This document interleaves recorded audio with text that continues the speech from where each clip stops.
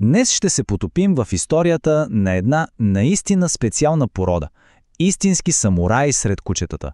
Говорим, разбира се, за Акита Ино.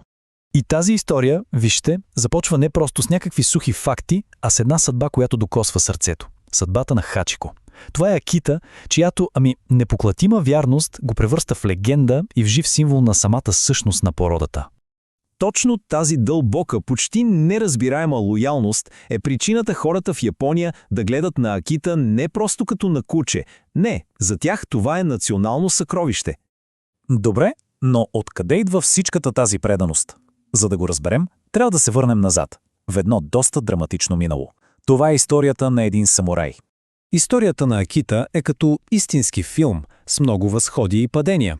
Представете си, всичко започва още преди хиляди години, когато предците им, така наречените матаги кен, са били безстрашни ловци на едър дивеч. Говорим за мечки. После, през 17 век, нещата се променят. Те стават престижен символ, спътници на аристокрацията. Обаче, идва и темен период. В средата на 19 век започват да ги използват за жестоки кучешки боеве.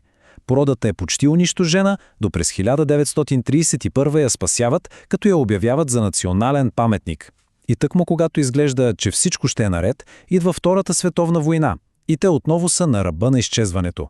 След войната обаче, благодарение на шепа ентусиасти, породата не само се възражда, но и поема по света.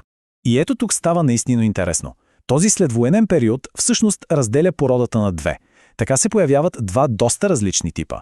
От една страна имаме оригиналната японска Акита, по-финна с такова едно лисиче излъчване и много строги правила за цветовете. От другата страна пък е американската Акита. Тя е значително по-голяма, с по-тежки кости, глава, която напомня на мечка, и при нея всички цветове са позволени.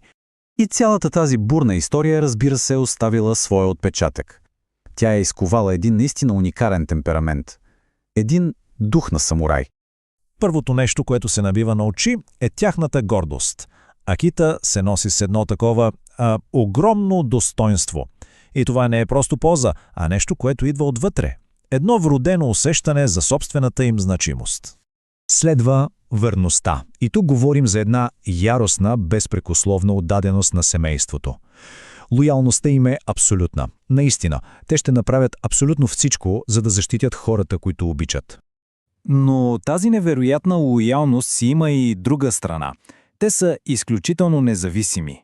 Имат много силна воля и собствен ум, което означава, че не са куче, което просто ще следва сляпо команди. Акита изисква уважение, не просто подчинение. И тази комбинация от черти създава един доста сложен характер. Да видим. У дома, с семейството, Акита е спокоен, много привързан и, както вече стана ясно, безкрайно лоялен. Но към външния свят картината е съвсем различна. Там той е резервиран, предпазлив, един страховит пазител. Интересното е, че рядко лаят без причина, но пък си говорят по свой начин. С ръмжене, стонове, всякакви звуци. И да, изключително интелигентни са, но тази интелигентност върви ръка за ръка с упоритост, така че определено изискват опитен стопанин. Добре, след всичко това възниква въпроса, какво всъщност означава да живееш с Акита? Първо, трябва да се знае, че това е дългосрочен ангажимент. Средната продължителност на живота им е между 10 и 13 години. Това са 10 до 13 години на вярност, които обаче изискват същата отдаденост и в замяна. Грижата за Акита се фокусира върху 4 основни неща. Първо, храната. Трябва да е с високо съдържание на протеин. Второ, поддръжката на козината. Тя е гъста, двойна и изисква редовно разсресване, особено по време на линеене. Трето, движението. Нуждаят се от ежедневни разходки, за да са спокойни, но не са някакви хиперактивни кучета. И накрая, четвърто, здравето. Добре е да се следи за потенциални автоимунни заболявания, които са по-чести при породата. И тук идва нещо, може би, изненадващо.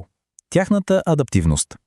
Да, те обичат пространството, но всъщност могат да живеят щастливо и в апартамент.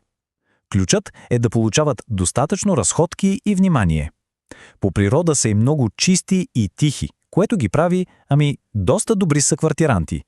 Добре, а сега към един въпрос, който много хора си задават. Каква е разликата между Акита и нейният, да кажем, по-малък братовчет – Шиба Ино. Макар на пръв поглед да си приличат, разликите са огромни. Най-очевидната, разбира се, е размерът. Акита е най-голямата японска порода, а Шиба най-малката.